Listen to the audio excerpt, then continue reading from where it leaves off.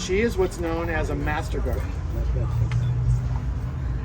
Okay, I'm not seeing any shaking of heads. The Maricopa County Extension Service has a class that's 16 weeks. 17 weeks. Yeah. And you learn all about growing everything in what's called Zone 9B. And she's going to go into that. Yeah. So she's completed the class. She's a font of information. We come to we come to her with lots of questions. I know enough to be dangerous. Michaela's getting there. Some other people that have some. Sherry, you've grown a lot. Kim and Alan have been growing a lot of gardens. So. We've got some other Master Gardeners here as well. I mean, and they also, part of it is part of the Master Gardener piece is you have to do volunteer hours, both volunteer hours, community service, etc., which I did, and education hours we do every year. So let's welcome Lorna and thank you. Take it away. Okay, this is just the usual standard what we tell people. I have handouts here. I have both the Successful Fall Garden at Pierson. I've got some square foot garden spacing for everyone, and I also have a bibliography that will guide you to some resources here in our respective zone. The important thing to know is if you don't know it, figure out where to find the information. Nobody can know everything about all of this. So rely on the resources that are available to get the information. Having said that, what characterizes our zone here in Arizona, especially of late given warming, is that our seasons have shortened. We used to be able to plant basically 3 discrete seasons at least. The spring season starting in about February, things like peppers, tomatoes, eggplants, the monsoon plantings in the summertime, which were things like melons, more squash and beans and so on, and corn again, and then the fall season starting in September and October. We used to be able to start in August. By the same token, we used to be able to set out peppers and tomatoes in July.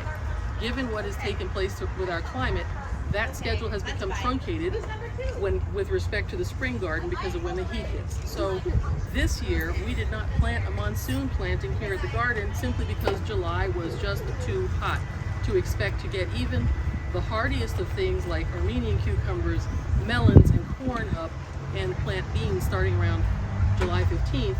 It was simply still above 110 at that point, and that's lethal to seedlings. I've absent a whole lot of intervention, and because, as you see, we don't have a lot of cover here like you may have at home with microclimates like walls, garages, fences that can provide shade for your garden, we rely on using shade cloths, but even that wasn't sufficient. So today's class is about the fall planting season and what you need to do to prepare for that. Typically here in low desert Arizona, the biggest thing to do before you plant anything is to dig and turn your bed. When I say dig your bed, that's what the volunteers are doing right now. Dig down to the base of your bed and turn the soil.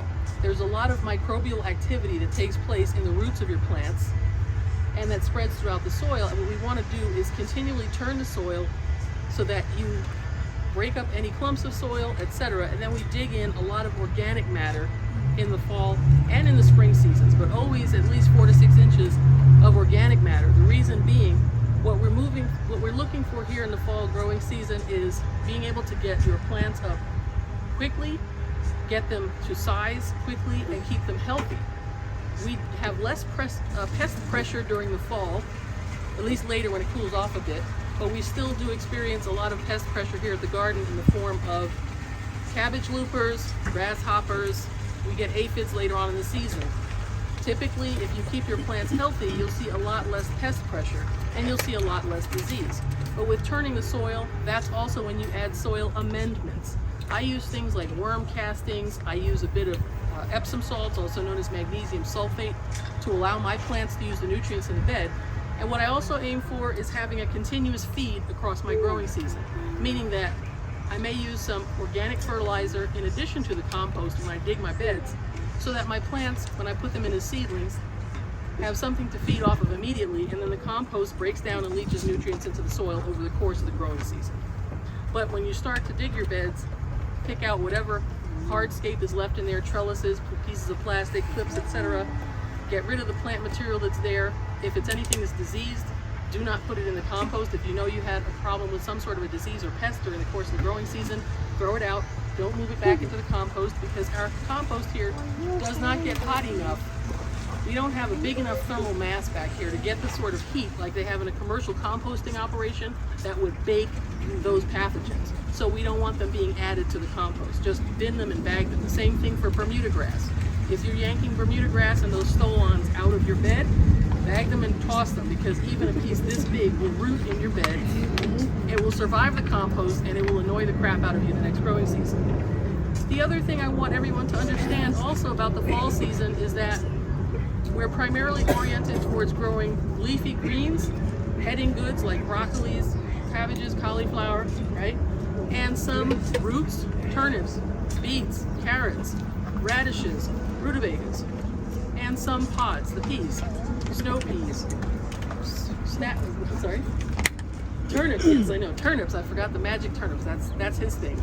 And also growing things that require a lot of nitrogen, that's what I'm saying.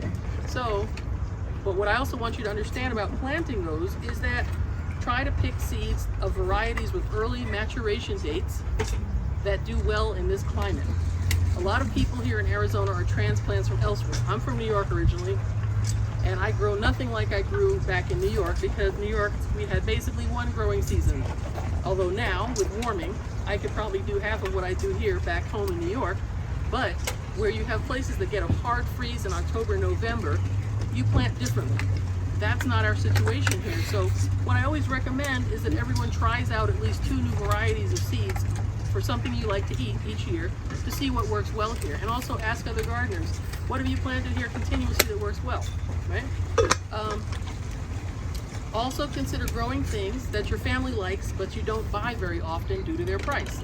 I grow a ton of fennel in the fall, I grow leeks, I grow turnips of the sort that don't end up in the grocery store, because there's an entire wealth of vegetables and herbs that don't end up in the grocery store because they don't ship well. The same thing with the very tender lettuces. You really never get anything softer than, say, a bib lettuce in the grocery store, because again, they're not made for commercial cultivation. They bruise if they're packaged with 15 other ones in a box, so you'll never see them. But if you plant for yourself, you will see them. The other thing I suggest is using a lot of transplants. Because of this climate, and also we're experiencing an unusual level of heat this fall, or this season right now, picking seeds and direct sowing is easy, provided, and there's a lot of conditions when I say provided, you keep the soil moist, you don't bury your seeds too deeply, and you water sometimes more than once a day if we're still having temperatures above 100.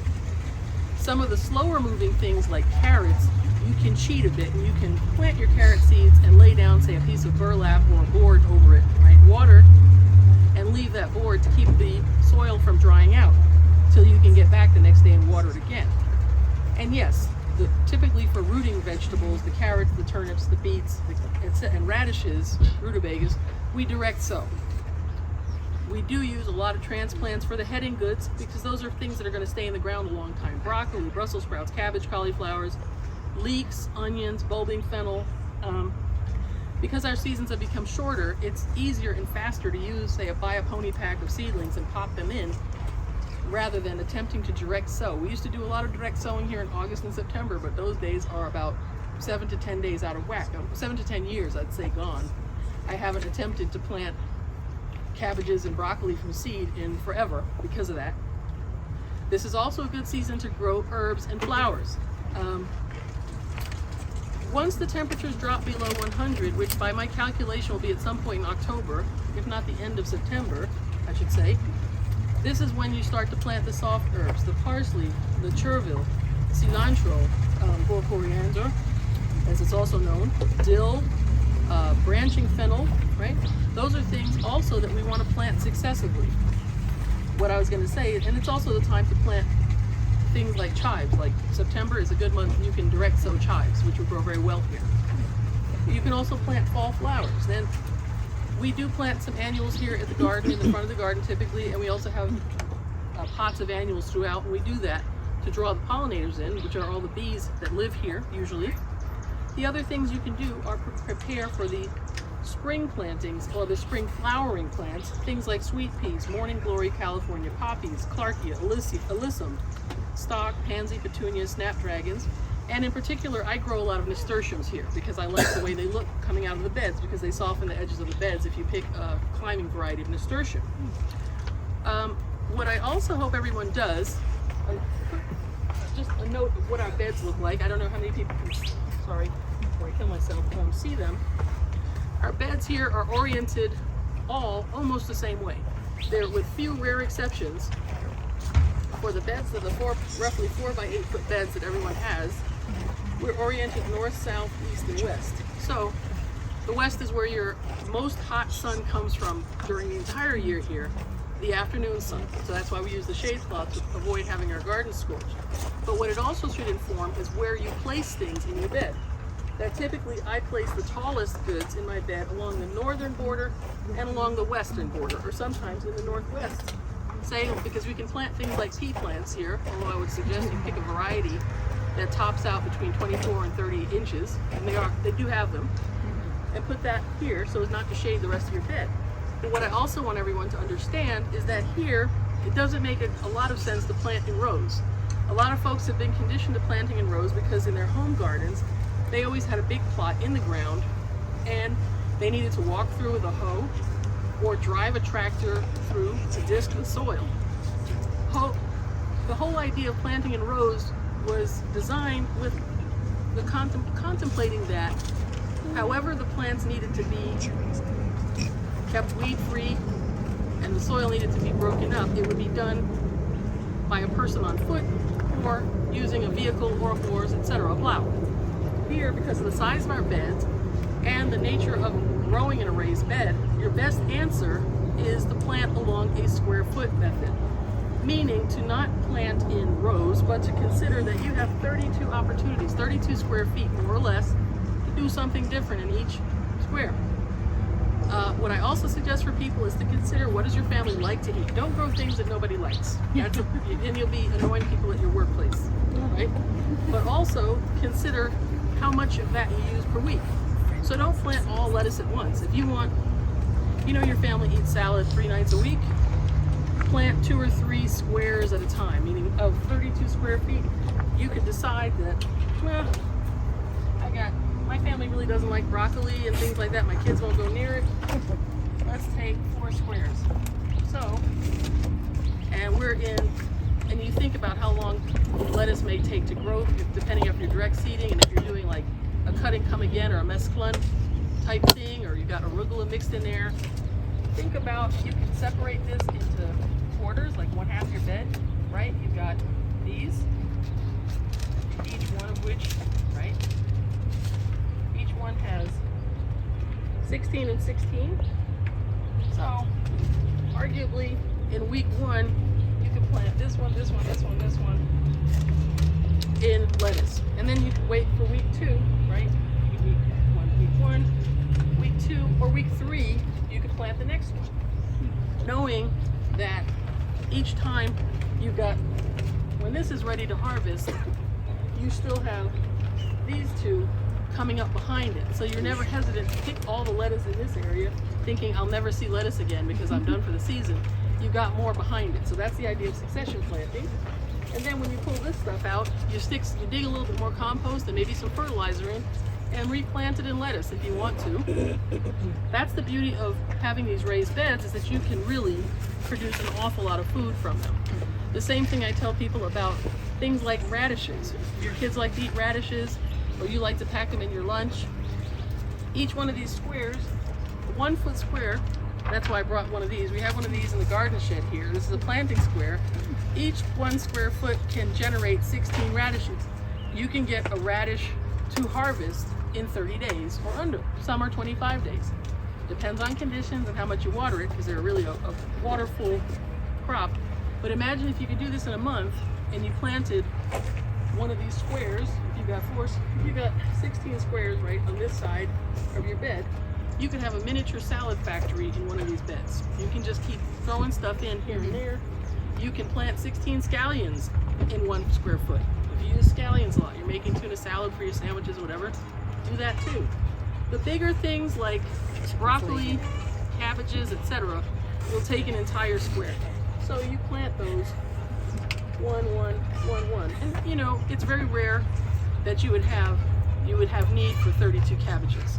Yeah, if you're a person who likes sauerkraut, you could plant out 6 or 8 of these. Last year I planted about 8 of the Napa cabbages, the Chinese cabbage, and I made kimchi at home. I like kimchi. So I'm saying to take into consideration what you like to eat, what you want to see, and then consult the planting calendar you will find online for the University of Arizona Cooperative Extension.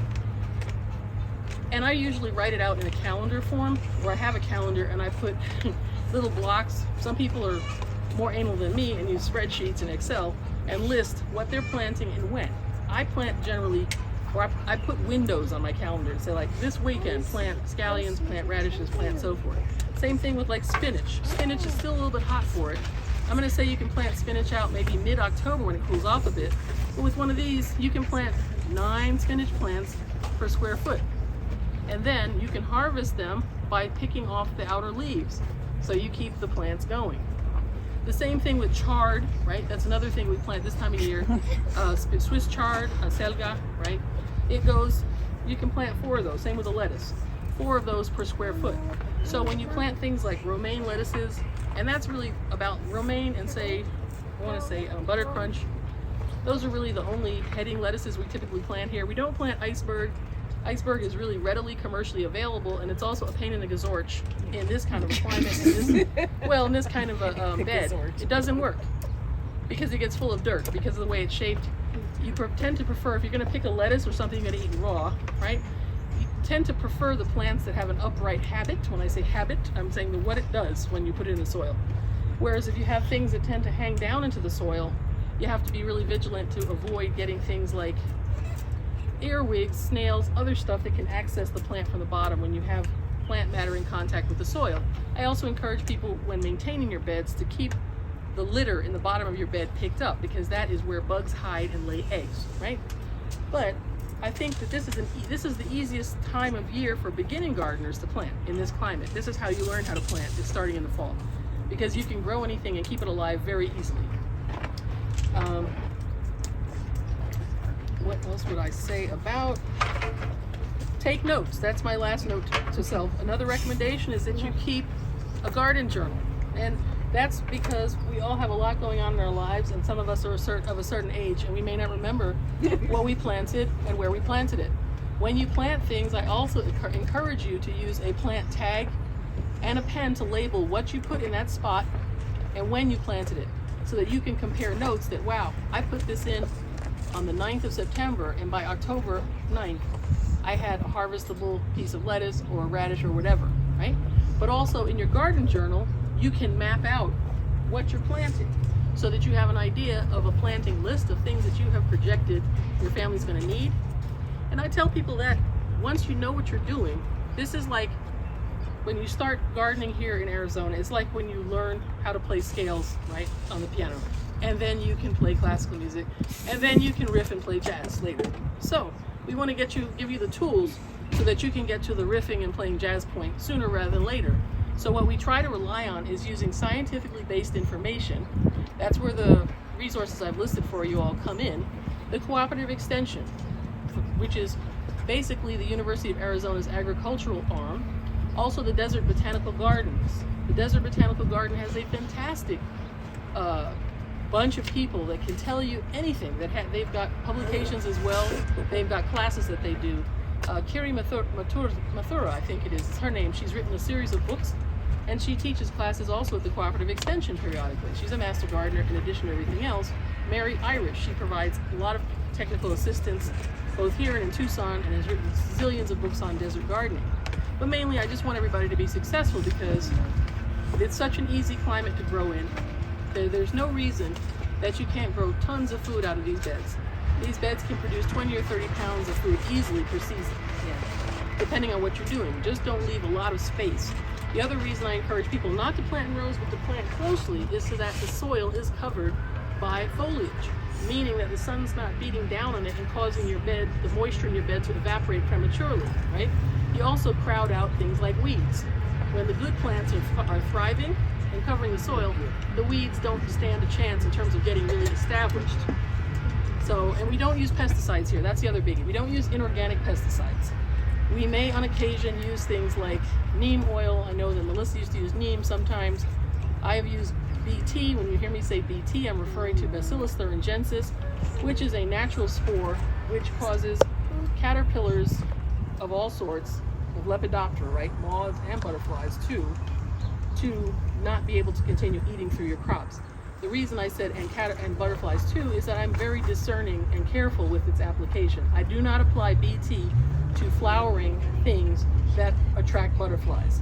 I apply BT only to the leaves of my cabbages, broccoli, cauliflower, when I see visible damage. I don't spray things proactively. You'll hear people say, oh, what can I put on my plants to keep the pests away? Absolutely nothing. Your hands and your eyes. Your eyes are what you can put on your plants to keep pests away.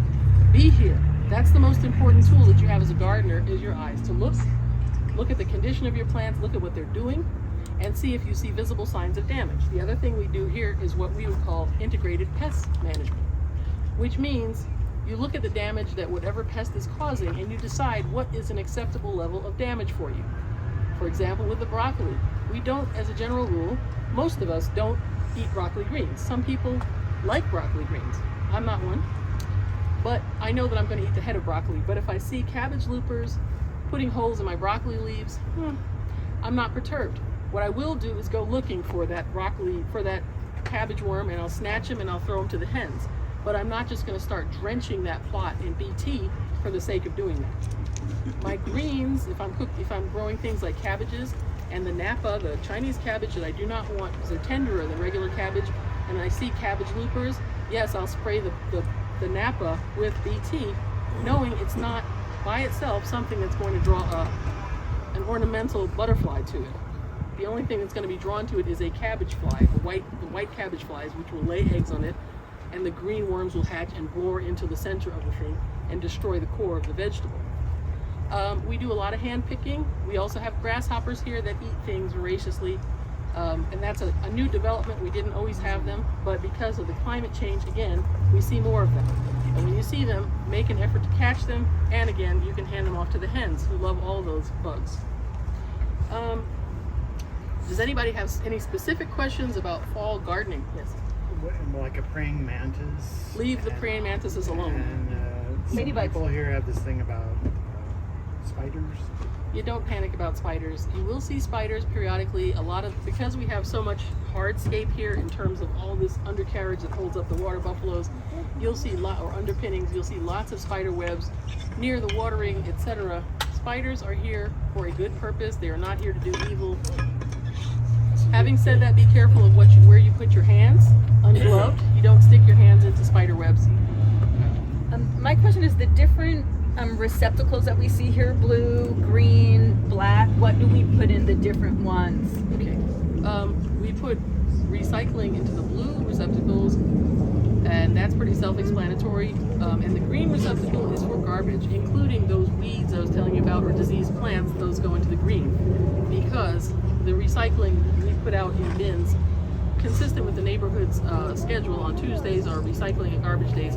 We put those things together. I missed that. What was the question? The question was about what are the bins The different colored bins and what we blue put. is recycling. Right. And then I know there's a black bin here, and then the green ones, which are trash. This I tried to have it a black has a blue lid. Right. Okay, so Right. trash and then recycle. Right. Blue is usually recycling. Okay, that's a safe way to go. Actually, it's like going hiking, like throwing garbage in. Pack it out. Pack it out. Yep. Take it with you. When I didn't know, sometimes I did bring it home, but then I'm like, oh, So like everybody that has one of these, I'll get in my backpack. you know what we do with these? We don't leave them sitting on the picnic table. Thanks. I've got two questions. Sure. Do you recommend mulch? And then how often should we be watering and how much? Mulch is a personal choice. I find I don't use mulch a lot here simply because I find that because it allows more moisture and darkness, you can harbor a bunch of pests in there which will launch and eat your plants.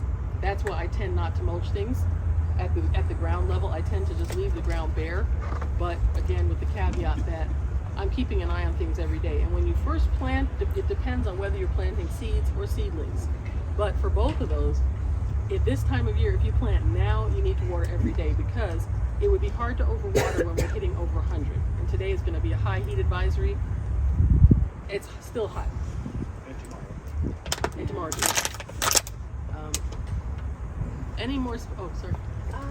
If I want to container garden, Yes. do I follow like the same principles that you would with Absolutely. And what I would recommend with respect to container gardening is look up some good. I do a lot of container gardening at home. I use stock tanks, like the things you water cattle with for horses. And for a stock tank mixture, the most important thing you're going to need is drainage. That whatever container you're using needs to have holes drained in the bottom, and don't just use potting soil. Like we've had issues here before where we've killed a couple of herbs and so forth because we were just using potting soil. You must always have a draining medium of some sort in your planting medium. So typically from my standpoint, what I use for potting soil at home or container mix is 1 part of potting soil that you buy, 1 part of pumice, which is a draining agent that also retains water, right? Breaks up the soil. I use 3/16 pumice. You can use vermiculite also. And I use 1/3 compost or coconut coir or peat moss. Peat moss is the least favorable of those 3. While it's organic matter here in the desert, it tends not to get wet sufficiently and stay wet, and it'll rise to the top of your mixture and form crust. So coconut coir is a goodie. You can find that Tank's green stuff. That's not an official endorsement, that's a Lorna Spencer endorsement. Is a source that you can find, and you can mix that in because you need something that's going to break down over time. So I'm that neighbor that does that on her. I have thankfully my driveway is behind a gate, so I've spread a blue tarp out, and I have like bags of all this different stuff, and I mix it up, and then I put it in rolling garbage bins behind my garage, so that when I need to pot something out, I just drag a bin out and I have my mix ready to go. Right? And you can do it on a smaller scale. Just buy like one bag of these different things, mix them together.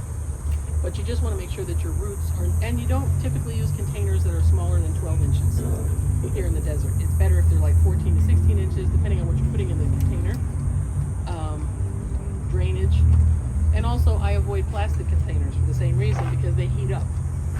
What I like to use are clay containers, like my herb pots are clay, because when I wet them down, you also have the power of evaporation working for you, that the clay, provided it's not glazed, high fired so it doesn't break up easily, but not glazed clay, lets the water evaporate through the sides and keep the roots cool. And then you can also plant a series of those pots together in a clump, so again they retain moisture during the hottest time of the year. The other thing that I recommend that people try out are grow bags. If you're trying to grow some vegetables at home and maybe you have a very small space, grow bags, 5, 10, 15 gallon grow bags are made of a recycled plastic felt that allows the water to escape, but also does great for your plants. The roots are basically air pruned, and I grow stuff in grow bags all the year round, but especially this season because I can do my succession planting in them. I'll just prepare 3 grow bags at a time, put my mix in them. Exactly, one of these. Thank you. It looks like a simple, right? It is simple. It's just a bag. And the best part is that you stick your potting medium in here. You can move this if you've got a little patio off of the kitchen or something and plant stuff in here. And you can get a lot of food out of one of these. I had one that I put in beets, and I picked them every so often. When I finally finished pulling the beets, I had 7 pounds at the end of the season, still in the bag. So they really do well. And they're a solution. It's not a permanent solution if you're renting and you're concerned about putting things in somebody else's soil. Use containers and grow bags.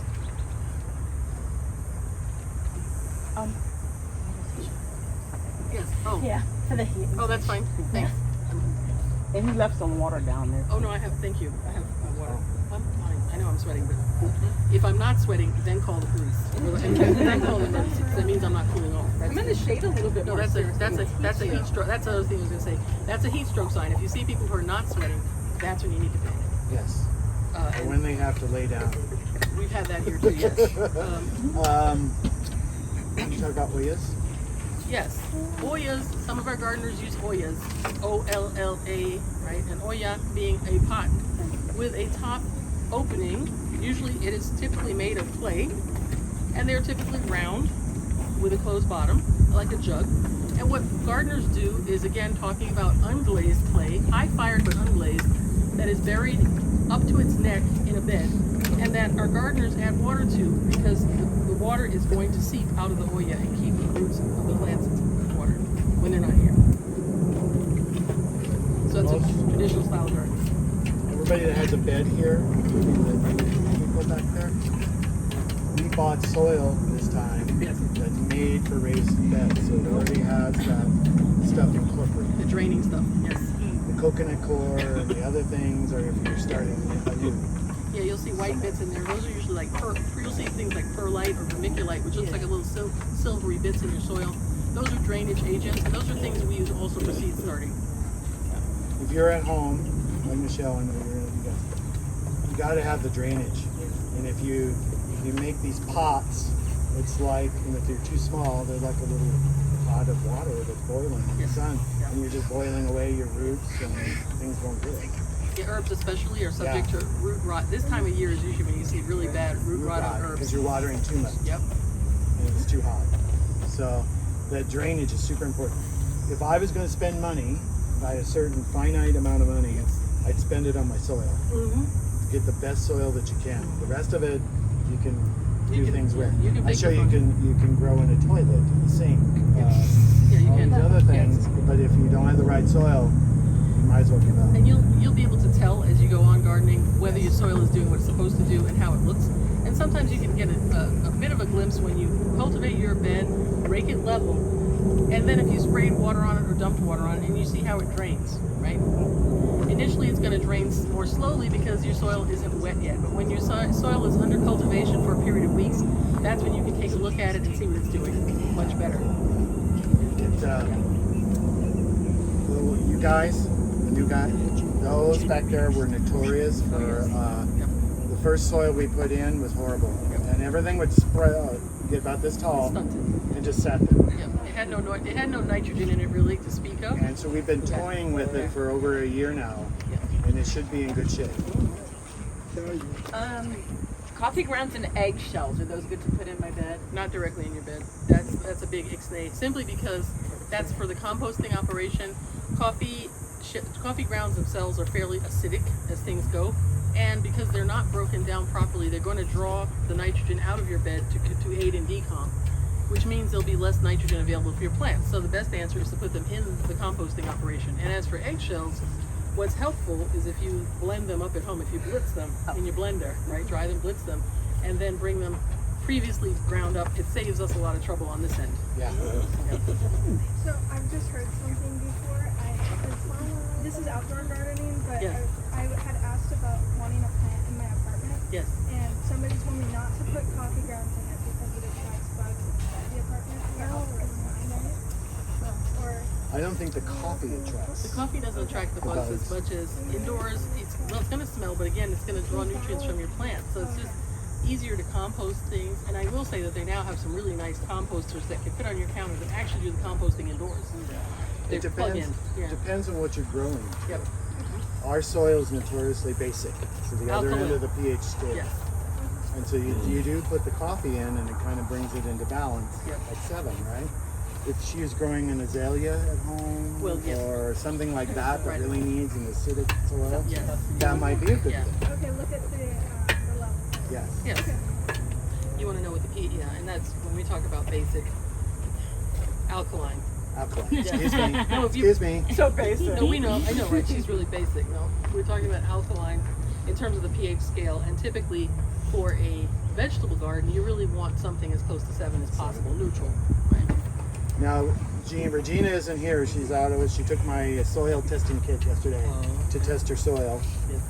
So it's supposed to come back, Yes. and she took she's going to do it at home. So if you want to test your soil, I you have do? the Okay. the nice kit. Mhm. This, not the cheapy one you get on Groupon. Yeah. It's a real one.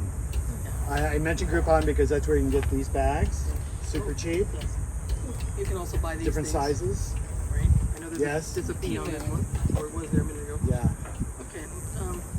Amazon, yeah, I buy a lot of things there, but I was going to say if you have home soil, you can always contact commercial soil laboratories as well. If you have a lot of planting to do and you're concerned about a place you just moved into, you can always have your soil commercially tested by reaching out to the extension, and they can recommend spots.